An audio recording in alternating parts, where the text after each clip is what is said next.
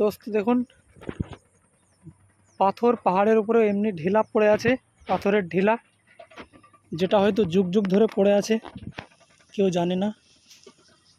সম্ভবত এগুলো বলতে পারবো না পাথর না কি, এগুলো সম্ভবত পাথরই হবে। দেখুন আমি দাঁড়িয়েছি এই পাথরের উপরে।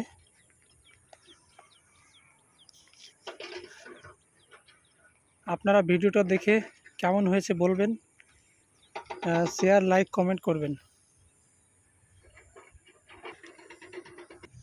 দোস্ত এবার আমরা এই পাহাড়ের ঢিলা থেকে নেমে আমরা যাচ্ছি অন্য জায়গাতে।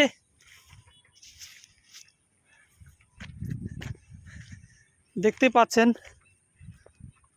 পরিস্থিতি খুব খারাপ, নিচে নামার মতো পরিস্থিতি নেই, তবুও আমরা কষ্ট করে নামছি। আপনারা যদি এরকম ভিডিও প্রতিদিন দেখতে চান তাহলে আমাকে কমেন্টে জানাবেন, আমি প্রতিদিন আপনাদেরকে এরকম ভিডিও দেখাবো।